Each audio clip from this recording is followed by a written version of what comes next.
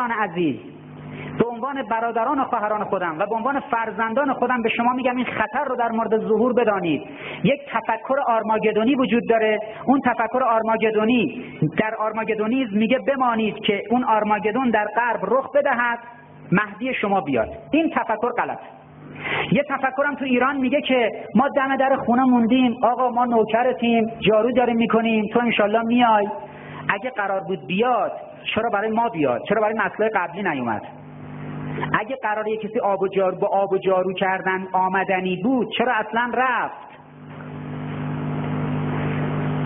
مهدی نمیاد. مهدی یه جایی هست ما باید بریم. این پارادایم باید تغییر کنه. انتظار معناش دم در خونه ایستادن نیست.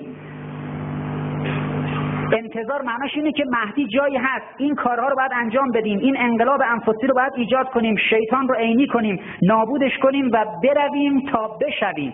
دیدید یه کودکی میشود چی؟ نوجوان میشود جوان. میشه جلوشو گرفت که نشه؟ یه بوته‌ای میشه مثلا یه درخت کوتاه، درخت بلند، میشه جلوشو گرفت؟ به این میگن سیرورت شدن. ما باید بشویم در رسیدن به آرمانی که مهدی مد نظر داره، و الا عاشق چشم ابروی کدوم نسله که بلند شه بیاد؟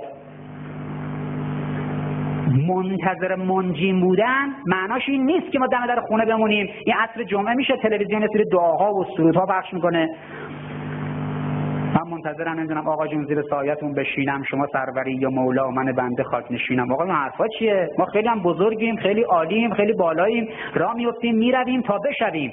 مهدی آدم لایق میخواد، ذلیل و زبون که نمیخواد. اینا که هیئت عزاداری راه میندازن دیوانگان علی اکبر. اون دیوانه است، بگیر اینو ببریدش تیمارستان.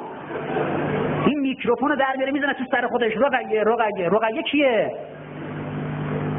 حسین پدر اونها با همه عظمتی که داشت گفت اگر دین جدم جز با کشته شدن من بر پای نمیماند ای شمشیرها مرا دریابید. حسین معصوم بود. حالا بچه‌هاش که دیگه معصوم نبودن، اینا میشن دیوونه رقیه بود، دیوونه نمیدونم علی اکبر و دیوونه عباس و یک پوسترای میکشن. این فیلم‌ها بروسلی بود، اون تو راه اجدا وارد میشه چنگ میزد تو سینه‌اش، از این بالا قنکشای میدون شوش تهران از این بالا تا پایین یه دونه چاک خورده اینجا صورتش چشمات درشت.